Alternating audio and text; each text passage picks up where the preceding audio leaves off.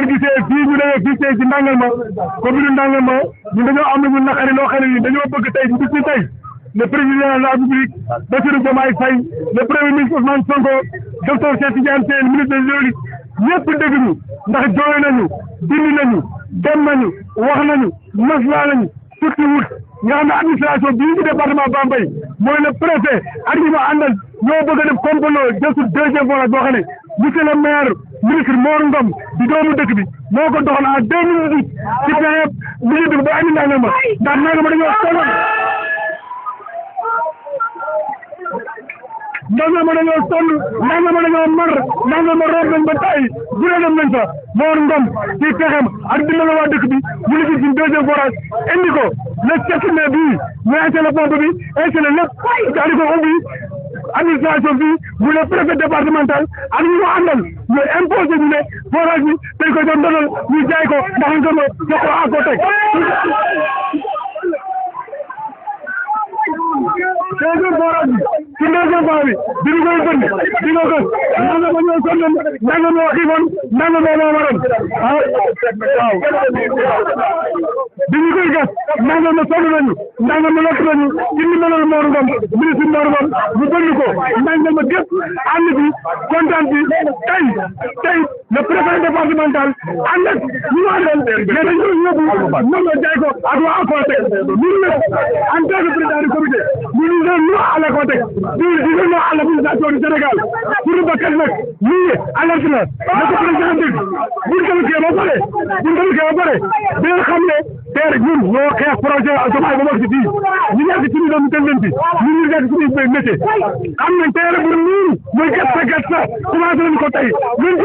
du ko ci bañ dañuy dee ba jeex mais attaque loo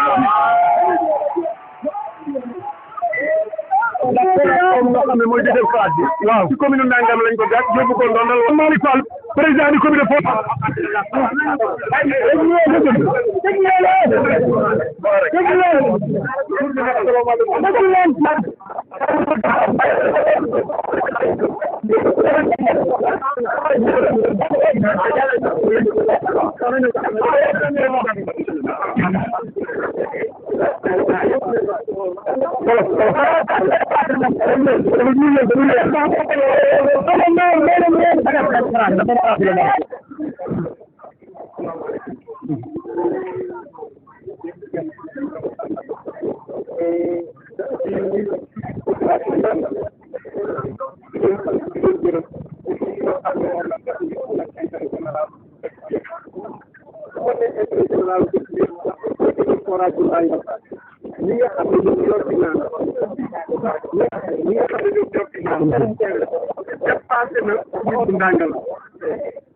tey boo jëlee forage bi Ndangalma dafay desservir 4 communes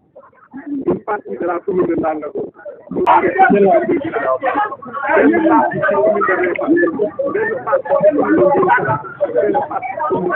pour revenir ak encore historique bi li nga xam ne moo tax tey lii am mooy Ndangalma moo tax am jafe-jafe ndox ñu bënn benn forage muy desservir 4 communes yi ñu gis na ndox mi mooy jëm ci man population bi jëm ci kaw guddi ba guddi la ñu am ndox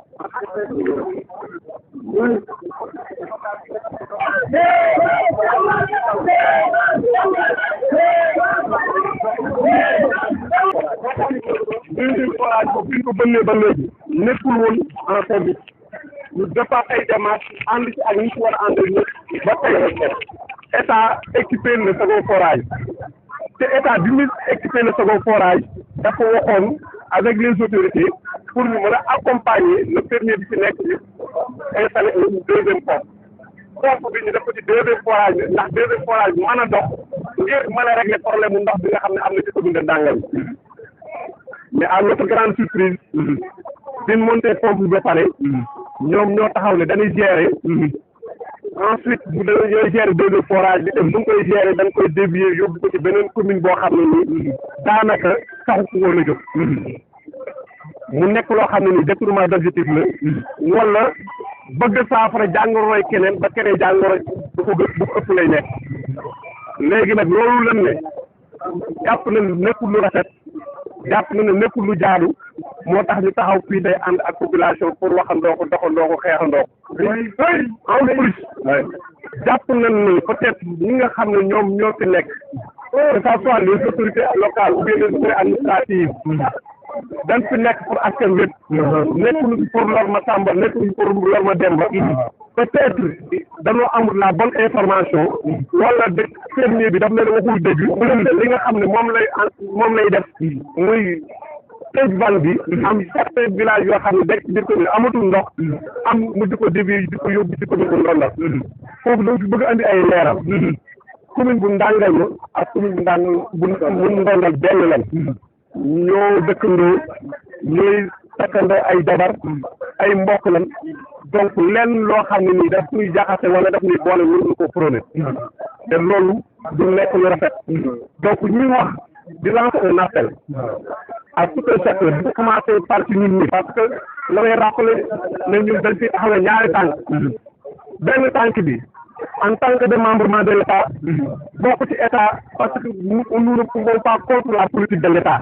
état li nga xam ne moom lay teg dañ ci ànd ak moom mais aussi dañuy ànd ci bëgg-bëggu askan bi parce que askan bi moom moo ñu fal bu ñu falee nag ak ki nga xam ne mooy doxal donc mënuñu nekk ci diggante bi lépp loo xam ne ni moo ci war ci dox jàmm moo ci war ci dox ba nga xam ne ay du am ñu ngi doxale ko noonu defe ko noonu donc encore une fois de plus nous lançons un appel au président de la République de pouvoir régler une bonne fois pour tout problème mu ndox yi nga xam ne am na ci gox goxaat yi du commune bu Ndangalma rek mais gis nañ ne bi ñu defee évaluation ci Sénégal gépp daanaka fermier yi ñi nga xam ne waroon nañ ne doxale wuñu donc il est temps ñu jël ay mesures yoo xam ne ni allant dans le sens ñu régler question bi benn yoon mu jeex bu dee population bi moo foog ni di gérer ni bàyyi population bi muy gérer nit ñi am ndox bu doy te seen bu ko keneen day def ñu am ndox bu doy te seen mais mu ànd ak un accompagnement boo xam ne nii ànd ak loo xam ne nii bëgg-bëggu askan wi rek koy tax a jóg satisfaire doléance mais rek loo xam ne dafay indi ay problème ay jaxase donc encore une fois de plus nos autorités surtout administratives ñu gën a taxaw ci question bi ñu ngi ciy taxaw pour wax dëgg rek te yàlla tax ñu ngi ciy taxaw parce que du ma bëgg wax loo xam ne nii lu am mais autorité administrative bi jafe-jafe bi amee ba tey nelawuñu ñi nga xam ne tamit ñooy liggéey ak ñoom nelawuñu pour que ñu mën a régler question bi parce que mbir mi dafa yëngu ci ñoom donc mais ñu ngi ciy taxaw ñu ngi ciy ànd ak ñoom parce que boobu ba léegi ñu ngi wootante téléphone ñu ngi daje ay ndaje ñu ngi daje ay réunion pour que ñu régler problème mu Ndangalma mu jeex une bonne fois pour toutes donc dañu leen di ñaan rek ñu gën a baral jéego yi gën a baral lii bi ba nga xam ne lii nga xam ne Aquatech mébét na ko du am parce que tey du nangu tey Ndangalma am ay jafe-jafe ndox nga jël seen forage di ko diwi di ko yóbbu ci beneen commune loolu moom ñu bokk ci ñoom nekk un démembrement de l'État ak feneen ceeb mais teewul loolu ànduñu ci tey ànduñu ci ëllëg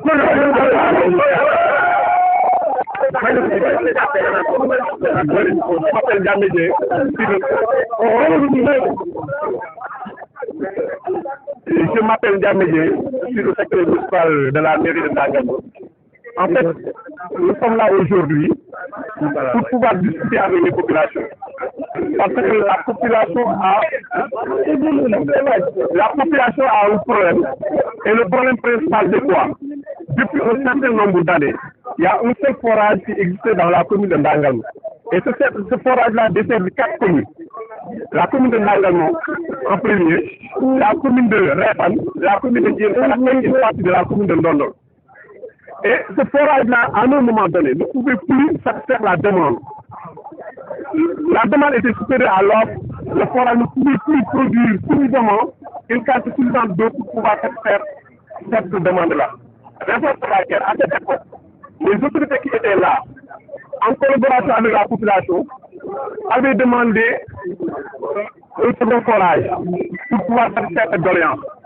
Ce qui a été fait depuis 2 ans, un forage a été foré à côté du premier pour pouvoir satisfaire cette demande. C'est pourquoi, après plusieurs demandes pour l'équipement de ce forage, l'État a pu réagir à donner le fermier une pompe du mètre pour pouvoir équiper le deuxième forage afin que nous puissions avoir suffisamment d'eau. Et à notre grande surprise, après avoir équipé le second forage, Aquatec a mis au conducteur, Aquatec a pris au personnel pour dire que Aquatec va faire fonctionner le second forage et il va diminuer l'eau pour l'amener dans la commune de Ndondol. Et l'objectif au début, c'était pas ça. Le forage, le second forage était destiné uniquement à la commune de Ndangalma pour satisfaire le manque d'eau crucial que nous vivons tous les jours. Mais si aujourd'hui, le forage est équipé et le fermier veut l'amener en Ndondol pour pouvoir satisfaire la demande ou bien pour pouvoir satisfaire les doléances de la population de Ndondol que nous comparissons toujours parce qu'elles ont un manque d'eau depuis très longtemps. Nous sommes sensibles à leurs problèmes, mais ça ne veut pas dire que nous allons accepter qu'ils prennent notre forage pour desservir uniquement la commune de Ngogom, nous laissons toujours dans des problèmes. La commune de Ndondol, nous laissons dans des problèmes. Nous ne l'accepterons pas. Et ce que nous voudrons, ce qui a été l'objectif du forage, pour pouvoir, c'était de satisfaire la demande de la population de Ndangalma, que cet objectif initial soit respecté. Donc, nous demandons aux autorités de prendre les mesures nécessaires pour que